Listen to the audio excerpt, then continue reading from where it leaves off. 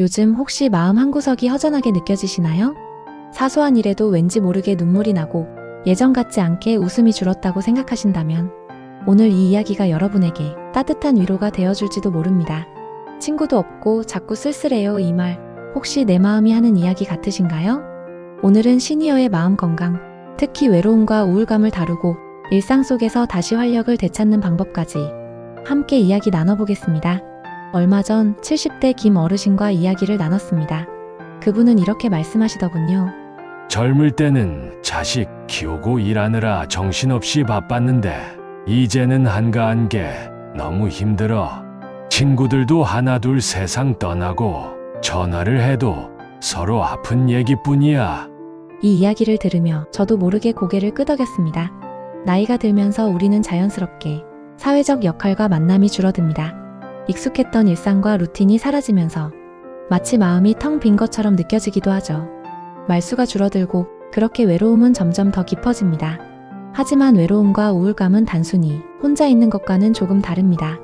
나를 진정으로 이해해주는 사람이 없다는 생각이 깊어질 때 심리적 부담은 걷잡을 수 없이 커지죠. 특히 시니어 시기에는 평생을 함께했던 배우자나 소중한 친구를 잃는 경험을 하게 될 때 내가 소중히 여기는 사람과의 연결을 잃었다는 상실감 때문에 우울감이 더 심해지기도 합니다. 혼자 힘들어하는 건 여러분만의 이야기가 아닙니다. 많은 분들이 같은 감정을 느끼고 있습니다. 한동안 주변의 지인들이 한 분 한 분 떠나면서 저희 엄마도 잠시 우울해지는 증상이 있었습니다. 저희 엄마는 그래도 잘 극복했고 아직도 손에 닿는 대로 일도 하고 공부도 하고 있습니다. 이런 일들을 겪다 보면 혹시 나도 우울증인가? 궁금하셨을 겁니다. 지금부터 들려드리는 체크리스트를 보시면서 나는 여기에 해당된다라고 생각하는 항목이 몇 개인지 마음속으로 한번 세어보세요. 이 체크리스트는 우울감을 이해하기 위한 참고용이며 정확한 진단은 전문가와의 상담이 필요하다는 점을 기억해주세요. 자, 그럼 천천히 체크해보시기 바랍니다. 요즘 사는 게 재미없게 느껴진다. 하루 대부분 피곤하고 기운이 없다.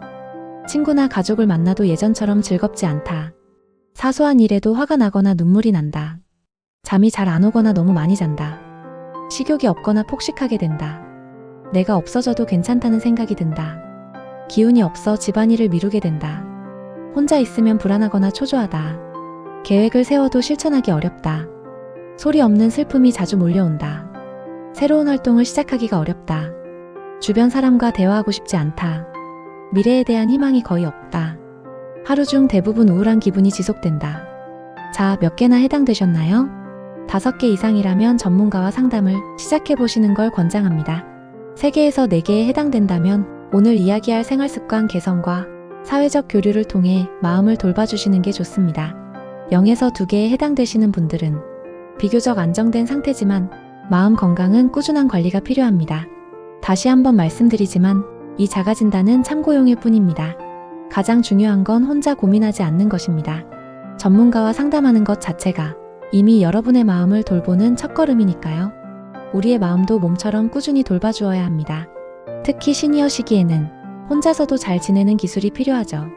아주 작은 노력으로도 큰 변화를 만들 수 있는 5가지 방법을 지금부터 알려드리겠습니다. 첫 번째 방법은 아주 간단합니다. 하루에 한 번 아침 햇살을 10에서 15분 정도 쬐어주는 것입니다. 햇볕을 쬐면 몸에서 비타민 D가 생성되고 행복 호르몬인 세로토닌 분비가 증가해 기분을 좋게 만들어줍니다. 굳이 멀리 나가지 않아도 창가에 앉아 차 한 잔을 마시며 햇살을 느끼는 것만으로도 충분합니다. 어떠세요? 생각만 해도 기분이 좋아지지 않나요? 두 번째는 감정 일기 쓰기입니다. 오늘 하루 느꼈던 감정을 솔직하게 한 줄이라도 적어보세요.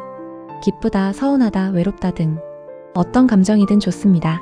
마음속에 묻어두었던 감정들을 글로 풀어내면 스스로의 마음을 객관적으로 들여다볼 수 있게 되어 답답했던 마음이 한결 가벼워집니다. 아마 내 속마음에 친구가 생긴 느낌이 들지 않을까요? 세 번째 방법은 작은 목표를 세우고 실천하는 것입니다. 오늘은 10분 산책하기, 이번 주에는 새로운 반찬 하나 만들어 보기 같은 아주 사소한 목표도 좋습니다.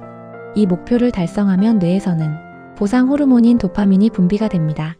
작은 성취감이 쌓여 스스로에게 나는 여전히 무언가를 할 수 있는 사람이라는 활력과 자신감을 선물해 줄 겁니다. 벌써 힘이 나시지요? 네 번째는 누군가에게 먼저 연락하기입니다. 친구나 가족에게 전화를 걸어 요즘 잘 지내? 몸은 괜찮아? 라고 먼저 손을 내밀어 보세요.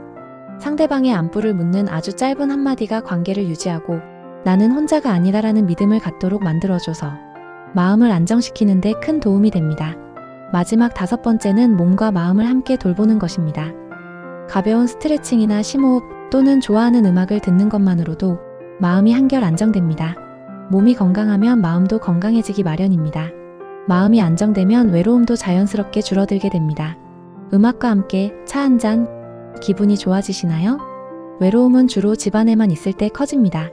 하지만 몸을 움직이면 마음도 같이 움직입니다. 우리의 일상에 활력을 불어넣어줄 5가지 팁을 더 알려드릴게요. 가까운 복지관이나 주민센터, 교회에는 다양한 프로그램이 있습니다.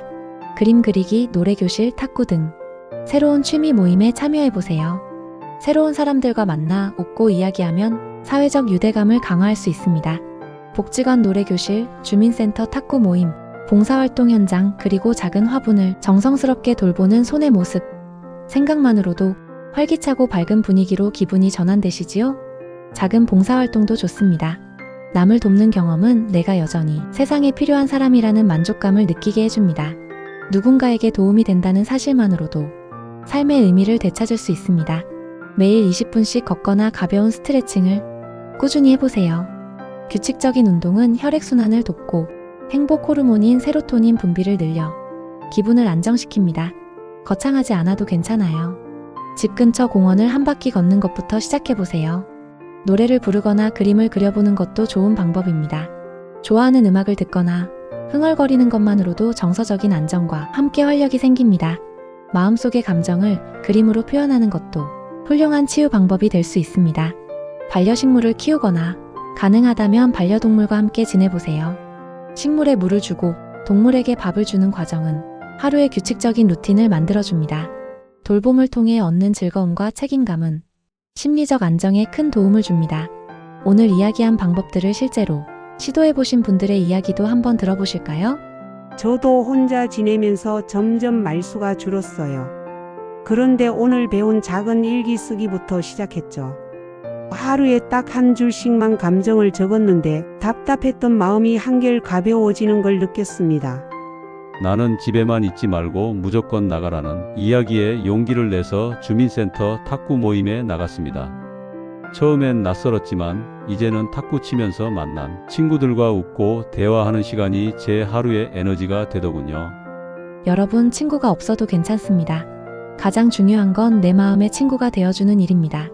외로움은 나는 혼자다라는 생각에서 커지고 행복은 나는 누군가와 연결돼 있다는 믿음에서 자랍니다. 오늘 이야기한 이 작은 방법들 중 딱 하나만이라도 한번 시도해보세요. 하루가 조금 더 따뜻해지고 마음이 조금 더 편안해질 겁니다. 여러분은 결코 혼자가 아닙니다. 그리고 사람들과 만나서 이야기하다 보면 이 세상 돌아가는 정보도 알 수 있어요. 난 쑥스러워서 그런 거 못해 하신다면 공원에 나가보세요. 어르신들이 있을 거예요. 어르신들의 대화만 듣고 있어도 사는 재미가 솔솔하실 겁니다. 오늘도 화이팅입니다. 감사합니다.